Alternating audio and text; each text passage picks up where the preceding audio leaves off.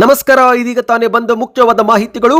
ಗೃಹಲಕ್ಷ್ಮಿ ಯೋಜನೆ ಬೆನ್ನಲ್ಲೇ ಪಿಂಚಣಿ ಯೋಜನೆಗೂ ಕೂಡ ಮೇಜರ್ ಸರ್ಜರಿ. 16 ಲಕ್ಷಕ್ಕೂ ಅಧಿಕ ಅನರ್ಹರ ಪೆನ್ಷನ್ ತಾತ್ಕಾಲಿಕವಾಗಿ ಸ್ಥಗಿತ. ಏನಿದು ಮಾಹಿತಿ ನೋಡೋಣ. ಎಲ್ಲಾ ಗೃಹಲಕ್ಷ್ಮಿಯರಿಗೆ ಹೊಸ ರೂಲ್ಸು. ಇನ್ನು ಮುಂದೆ ಹಣ ಬೇಕಂದ್ರೆ ವೋಟರ್ ಐಡಿ ಕಡ್ಡಾಯ.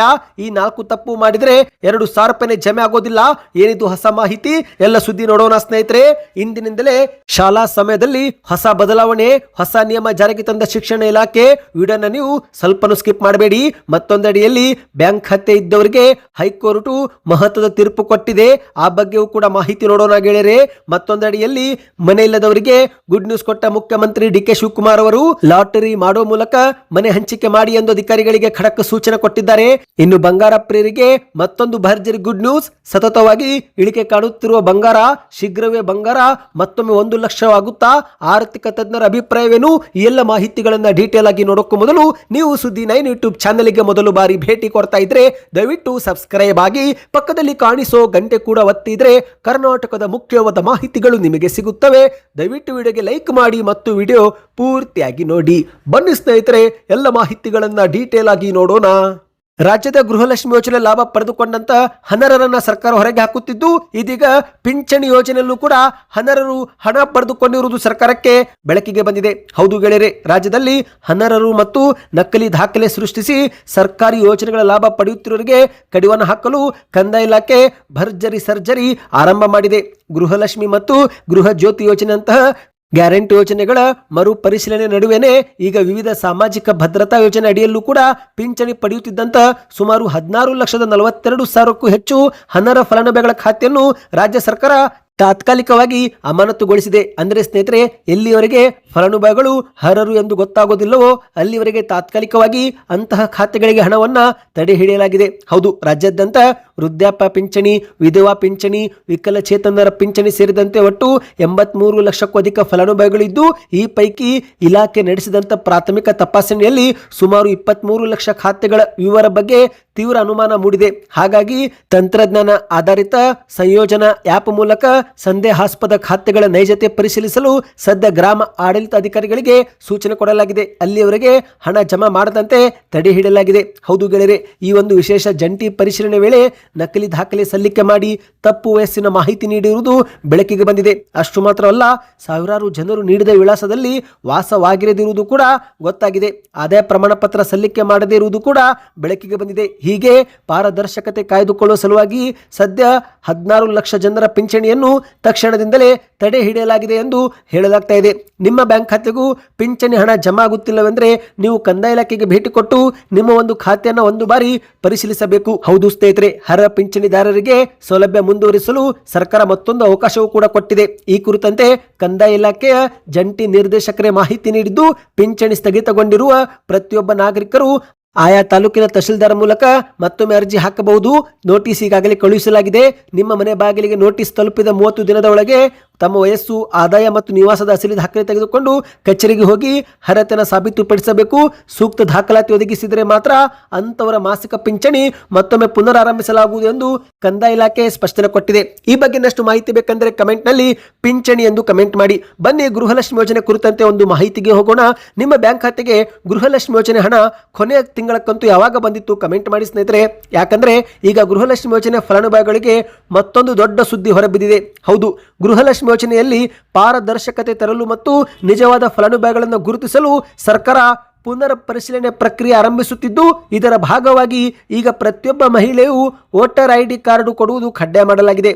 ಹೌದು ಗೆಳೆಯರೆ, ಆಧಾರ್ ಕಾರ್ಡ್ ಮೂಲಕ ಅರ್ಜಿ ಹಾಕುವ ಸಮಯದಲ್ಲಿ ಸಾಕಷ್ಟು ನಕಲಿ ಮತ್ತು ಸುಳ್ಳು ದಾಖಲೆ ಕೊಟ್ಟಿರುವುದು ಬೆಳಕಿಗೆ ಬಂದಿದ್ದು, ಹಾಗಾಗಿ ಸರ್ಕಾರ ಈಗ ವೋಟರ್ ಐಡಿ ಕೂಡ ಕೇಳ್ತಾ ಇದೆ.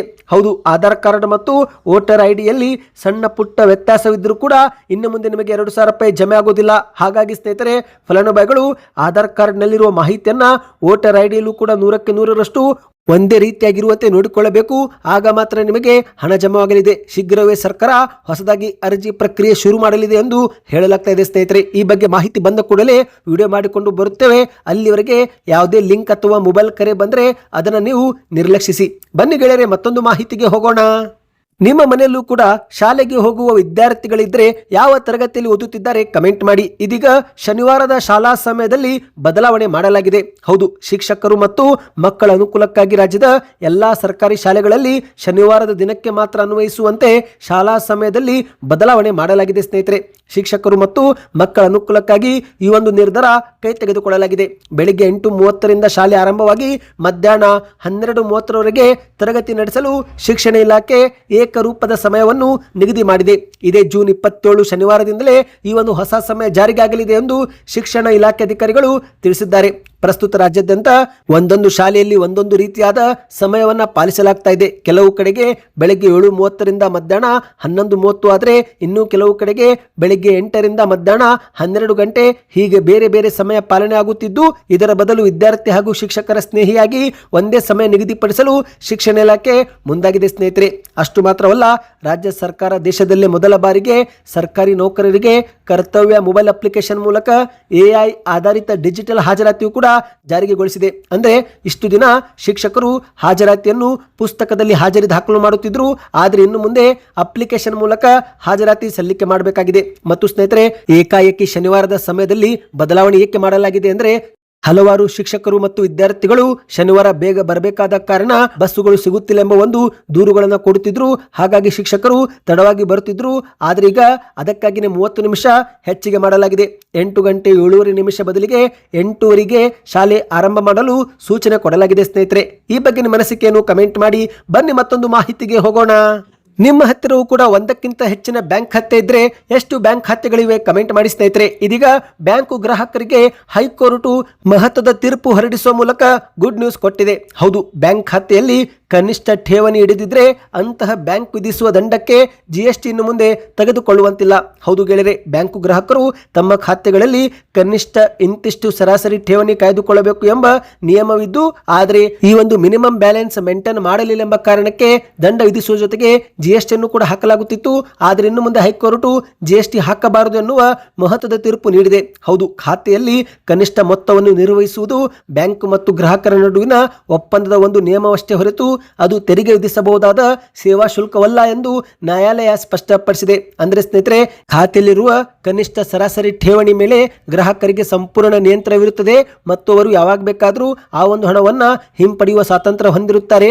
ಗ್ರಾಹಕರು ಬ್ಯಾಂಕಿನಲ್ಲಿ ಹಣ ಇಟ್ಟಾಗ ಅದಕ್ಕೆ ಬ್ಯಾಂಕು ಬಡ್ಡಿ ನೀಡುತ್ತದೆ. ಆದರೆ ಒಂದು ವೇಳೆ ಕನಿಷ್ಠ ಠೇವಣಿ ನಿಯಮ ಉಲ್ಲಂಘನೆ ಮಾಡಿದಾಗ ಮಾತ್ರ ದಂಡ ವಿಧಿಸಲಾಗುತ್ತೆ. ಆದರೆ ಈ ದಂಡದ ಮೊತ್ತದ ಮೇಲೆ ಯಾವುದೇ ಒಂದು GST ಹಾಕುವಂತಿಲ್ಲ. ಇದು ಕೇವಲ ಬ್ಯಾಂಕ್ ಮತ್ತು ಗ್ರಾಹಕರ ನಡುವಿನ ಒಪ್ಪಂದ ಹೊರತು ಈ ಒಂದು ತೆರಿಗೆ ವಿಧಿಸಬಹುದಾದಂತ ಯಾವುದೇ ಒಂದು ಸೇವಾ ಶುಲ್ಕವಲ್ಲ ಎಂದು ನ್ಯಾಯಾಲಯ ಸ್ಪಷ್ಟಪಡಿಸಿದೆ. ಹೌದು, ಪ್ರತಿಯೊಂದು ಬ್ಯಾಂಕ್ ಖಾತೆಯಲ್ಲಿ ಇಂತಿಷ್ಟು ಮಿನಿಮಮ್ ಬ್ಯಾಲೆನ್ಸ್ ಮೇಂಟೈನ್ ಮಾಡಬೇಕು ಎಂಬ ನಿಯಮವಿದೆ ಸ್ನೇಹಿತರೆ. ಒಂದೊಂದು ಬಾರಿ ಈ ಒಂದು ಮಿನಿಮಮ್ ಬ್ಯಾಲೆನ್ಸ್ ಮೇಂಟೈನ್ ಮಾಡಲಿಲ್ಲವೆಂದ್ರೆ ದಂಡವನ್ನು ಹಾಕಲಾಗುತ್ತೆ. ಹಾಗಾಗಿ ಇನ್ನು ಮುಂದೆ ದಂಡ ಹಾಕಬಹುದು, ಆದರೆ ಆ ದಂಡದ ಮೇಲಿನ GST ಹಾಕುವಂತಿಲ್ಲ ಎಂದು ಕೋರ್ಟ್ ತೀರ್ಪು ಕೊಟ್ಟಿದೆ. ಬನ್ನಿ ಗೆಳೆಯರೆ, ಮತ್ತೊಂದು ಮಾಹಿತಿಗೆ ಹೋಗೋಣ. ನೀವು ಕೂಡ ಬಾಡಿಗೆ ಮನೆಯೊಳಗೆ ಇದ್ರೆ ತಿಂಗಳಿಗೆ ಎಷ್ಟು ಬಾಡಿಗೆ ಕಟ್ಟುತ್ತೀರಾ ಕಮೆಂಟ್ ಮಾಡಿ. ಪ್ರತಿಯೊಬ್ಬರಿಗೂ ತಮ್ಮದೇ ಆದ ಒಂದು ಸ್ವಂತ ಮನೆ ಇರಬೇಕು ಎಂಬ ಕನಸು ಇರುತ್ತೆ. ಬಡವರು, ಸಾಮಾನ್ಯ ವರ್ಗದವರು ಸ್ವಂತ ಮನೆಗಾಗಿ ಜೀವನ ಪೂರ್ತಿ ದುಡಿದಂತ ಹಣವನ್ನ ಮನೆಗಾಗಿನೇ ಮೀಸಲಿಡ್ತಾರೆ. ಆದರೆ ಸ್ನೇಹಿತರೆ, ಸರ್ಕಾರವು ಕೂಡ ಹಲವಾರು ಮನೆಗಳ ಯೋಜನೆ ಜಾರಿಗೆ ಮಾಡಿದ್ದು, ಇಲ್ಲಿಯೂ ಕೂಡ ಎಷ್ಟೋ ಜನರಿಗೆ ಅರ್ಜಿ ಹಾಕಿದ್ರು ಕೂಡ ಮನೆ ಭಾಗ್ಯ ಸಿಗುತ್ತಿಲ್ಲ. ಅದಕ್ಕಾಗಿಯೇ DK ಶಿವಕುಮಾರ್ ಅವರು ನಿನ್ನೆಯ ಸಭೆಯಲ್ಲಿ ವಸತಿ ಇಲಾಖೆ ಅಧಿಕಾರಿಗಳಿಗೆ ಖಡಕ ಕ್ಲಾಸ್ ತೆಗೆದುಕೊಂಡಿದ್ದಾರೆ. ಹಲವು ವರ್ಷಗಳ ಹಿಂದೆ ಅರ್ಜಿ ಕಟ್ಟಿ ಇಂತಿಷ್ಟು ಹಣ ಠೇವಣಿ ಮಾಡಿ ಅರ್ಜಿ ಹಾಕಿದವರಿಗೆ ಇನ್ನು ಎಷ್ಟು ವರ್ಷ ಕಾಯಿಸ್ತೀರಿ, ಮೊದಲು ಅವರಿಗೆ ಮನೆಗಳನ್ನು ವಿತರಿಸಿ ಎಂದು DK ಶಿವಕುಮಾರ್ ಅವರು ಅಧಿಕಾರಿಗಳ ವಿರುದ್ಧ ಆಕ್ರೋಶ ವ್ಯಕ್ತಪಡಿಸಿದ್ದಾರೆ. ಹೌದು, ಬುಧವಾರ ನಡೆದಂತ ವಿಧಾನಸೌಧದಲ್ಲಿ ವಸತಿ ಇಲಾಖಾ ಪ್ರಗತಿ ಪರಿಶೀಲನಾ ಸಭೆ ಅಧ್ಯಕ್ಷತೆ ವಹಿಸಿ DK ಶಿವಕುಮಾರ್ ಅವರು ಮಾತನಾಡಿದ್ದಾರೆ.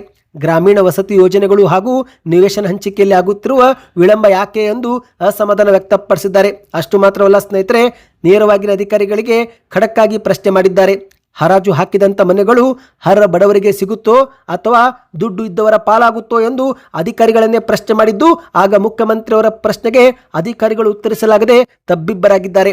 ಮತ್ತೆ ಮುಂದುವರೆದು ಮಾತನಾಡಿದಂತ ಸಿಎಂ ಡಿ ಕೆ ಶಿವಕುಮಾರ್ ಅವರು, ನೋಡ್ರಿ, ಹರಾಜು ವ್ಯವಸ್ಥೆಯನ್ನ ಸಂಪೂರ್ಣವಾಗಿ ಬಂದ್ ಮಾಡಿ ಸಾರ್ವಜನಿಕರ ಸಮ್ಮುಖದಲ್ಲೇ ಲಾಟರಿ ಎತ್ತುವ ಮೂಲಕ ಪಾರದರ್ಶಕವಾಗಿ ಮನೆಗಳನ್ನು ಹಂಚಿಕೆ ಮಾಡಿ ಎಂದಿದ್ದಾರೆ. ನೀವು ಲಾಟರಿ ಆದ್ರೂ ಮಾಡ್ರಿ, ಯಾವುದೇ ಮಾರ್ಗವಾದ್ರೂ ಹುಡುಕಿ, ಒಟ್ಟಾರೆಯಾಗಿ ನಿಜವಾದ ಅರ್ಹರಿಗೆ ಮನೆ ಸಿಗಬೇಕು.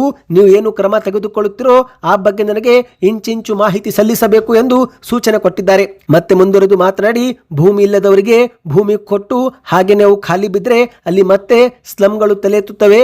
ಆದ್ದರಿಂದ ಬಡವರಿಗೆ ಭೂಮಿ ಕೊಡೋ ಬದಲು ನೇರವಾಗಿ ಮನೆಗಳನ್ನು ನಿರ್ಮಿಸಿ ಕೊಡಬೇಕು ಎಂದು ಹೇಳಿಕೆ ಕೊಟ್ಟಿದ್ದಾರೆ.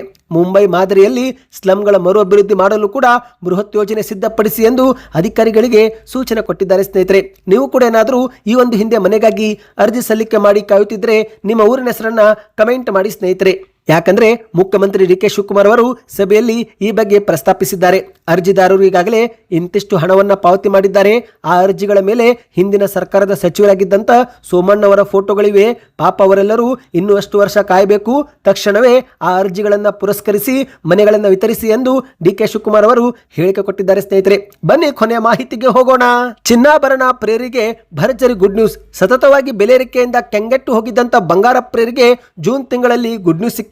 ಹೌದು ಗೆಳೆಯರೆ, ಜಾಗತಿಕ ಮಟ್ಟದಲ್ಲಿ ಇರಾನ್ ಇಸ್ರೇಲ್ ಯುದ್ಧದ ಕಾರ್ಮೋಡಗಳು ತಿಳಿಯಾಗುತ್ತಿದ್ದಂತೆ ಇತ್ತ ಭಾರತೀಯ ಮಾರುಕಟ್ಟೆಯಲ್ಲಿ ಚಿನ್ನ ಮತ್ತು ಬೆಳ್ಳಿಯ ದರಗಳು ಭಾರಿ ಇಳಿಮುಖ ಕಾಣುತ್ತಿವೆ. ಕಳೆದ 10 ದಿನಗಳಲ್ಲಿ 10,000 ರೂಪಾಯಿವರೆಗೆ ಕುಸಿತವಾಗಿದೆ. ಹೌದು ಗೆಳೆಯರೆ, 10 ಗ್ರಾಂ 24 ಕ್ಯಾರೆಟ್ ಬಂಗಾರ 10 ದಿನದ ಹಿಂದಷ್ಟೇ 1,49,000 1,50,000 ರೂಪಾಯಿ ಆಸುಪಾಸು ಇತ್ತು. ಈಗ ಜೂನ್ 27ರಂದು 1,40,000 ರೂಪಾಯಿಗೆ ಬಂದು ನಿಂತಿದೆ. ಹೌದು, ನಿನ್ನೆಗೆ ಹೋಲಿಕೆ ಮಾಡಿದ್ರೆ ಮತ್ತೊಮ್ಮೆ ಬಂಗಾರದಲ್ಲಿ 2,900 ರೂಪಾಯಿ ಕುಸಿತವಾಗಿದೆ. ಸ್ನೇಹಿತರೆ, 24 ಕ್ಯಾರೆಟ್ 10 ಗ್ರಾಂ ಬಂಗಾರ ನಿನ್ನೆ 1,42,900 ರೂಪಾಯಿ ಇತ್ತು. ಇವತ್ತು ಅದೇ ಬಂಗಾರ 1,40,000 ರೂಪಾಯಿ ಆಗಿದೆ. ಅಂದ್ರೆ ಆಸುಪಾಸು 3,000 ರೂಪಾಯಿವರೆಗೆ ಕುಸಿತವಾಗಿರುವಂತದ್ದು. ಬೆಳ್ಳಿ ಬೆಲೆ ನೋಡುವುದಾದ್ರೆ ಸ್ನೇಹಿತರೆ, ಪ್ರತಿ ಗ್ರಾಂ ಬೆಳ್ಳಿಯಲ್ಲಿ 10 ರೂಪಾಯಿ ಇಳಿಕೆ ಆಗಿದೆ. ನಿನ್ನೆ 245 ರೂಪಾಯಿ ಇತ್ತು, ಈಗ 235 ರೂಪಾಯಿ ಆಗಿದೆ. ಅಂದ್ರೆ ಚಿನ್ನ ಮತ್ತು ಬೆಳ್ಳಿ ದಿನದಿಂದ ದಿನಕ್ಕೆ ಕುಸಿಯುತ್ತಾ ಹೋಗುತ್ತಿದೆ. ಮುಂಬರುವ ದಿನಗಳಲ್ಲಿ ಇನ್ನಷ್ಟು ಕುಸಿಯುವ ಸಾಧ್ಯತೆ ಇದೆ ಎಂದು ಹೇಳಲಾಗ್ತಾ ಇದೆ. ಹೌದು, ಜಾಗತಿಕ ಮಾರುಕಟ್ಟೆ ಬೆಳವಣಿಗೆಗಳು ಮತ್ತು ಯುದ್ಧದ ಭೀತಿ ಕಡಿಮೆ ಆಗಿರುವುದರಿಂದ ಬಂಗಾರ ಬೆಳ್ಳಿ ಬೆಲೆ ಕುಸಿಯುತ್ತಿದ್ದು, ಮುಂಬರುವ ದಿನಗಳಲ್ಲಿ ಯುದ್ಧ ಸಂಪೂರ್ಣವಾಗಿ ನಿಂತರೆ ಪೆಟ್ರೋಲ್ ಡೀಸೆಲ್ ಸೇರಿದಂತೆ ಬಂಗಾರದ ಬೆಲೆಯೂ ಕೂಡ ಇಳಿಕೆ ಆಗಲಿದೆ ಎಂದು ತಜ್ಞರು ಅಭಿಪ್ರಾಯಪಟ್ಟಿದ್ದಾರೆ. ಮಾಹಿತಿಗಳು ಇಷ್ಟವಾಯ್ತಾ ಸ್ನೇಹಿತರೆ? ಚಾನಲ್ಗೆ ದಯವಿಟ್ಟು ಸಬ್ಸ್ಕ್ರೈಬ್ ಮಾಡಿಕೊಳ್ಳಿ.